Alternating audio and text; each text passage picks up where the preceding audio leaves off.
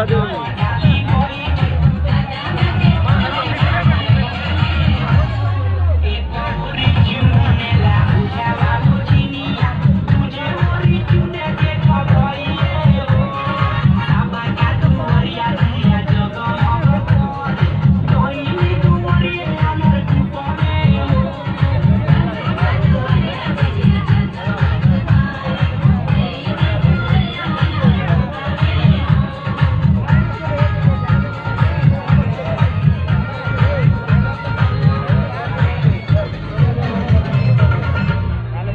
कहिए बाबा से कि ये 200 रुपया ना तो पुलिस दिक्कत हो जाई। उनका पोतवा के नाम धर के उनका पोतवा के नाम धर के कोई ये बबीतवा कोई 200 रुपया दो ना तो कह दिए कि ये बाबा बिहान से आइबो ना करे से उनका पोतोही से अच्छा नाम के ये झिझिया डुबाए तो या सेन दुलिया के दे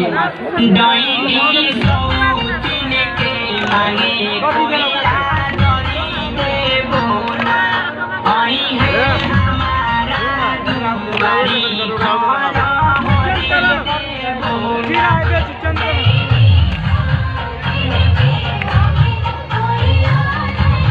मास्टर है बिजली छोड़ी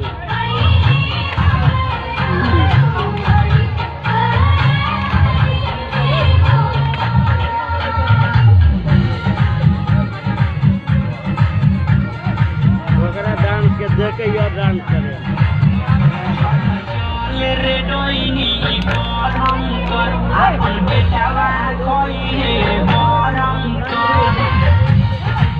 मिथिलेश के लगे काल खुना आता परसू कहूँ ड्यूटी चलो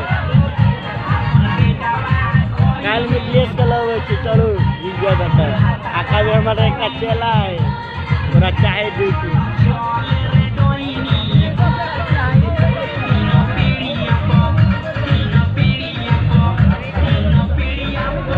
गोल बाजार के टीम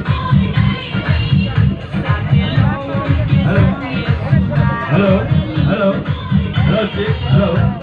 मैंने जानवी में जान छाल ना एक अकरे जान